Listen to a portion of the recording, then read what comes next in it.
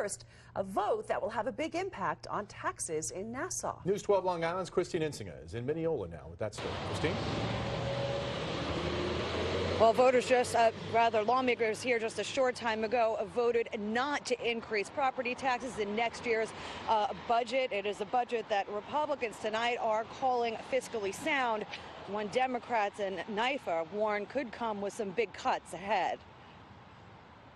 All those in favor of our no increase tax budget signify by saying aye.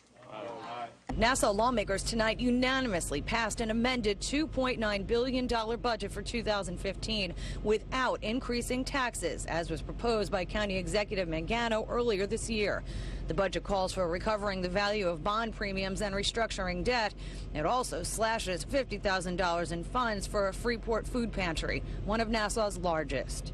If there are ways to avoid a tax increase, then we are obligated to protect our taxpayers and not NYFA. Nassau presiding officer Norma Gonzalez reacting to this letter sent to county legislative leaders yesterday from NYFA head John Kamen. The letter threatens to cut $31 million from the county's budget if lawmakers don't approve a 3.1% property tax hike. But Gonzalez says a tax hike isn't necessary and the budget can be balanced with a much smaller cut. We did our due diligence. Mr. Kamen should have communicated with us as well before he issued this draconian letter.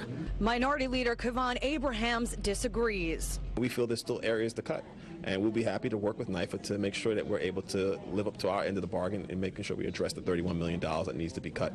Henry Boytel of Rockville Center, meantime, says he's worried about Nassau's future. We are on an unsustainable path, which is perhaps reminiscent of the Galati years and probably going worse.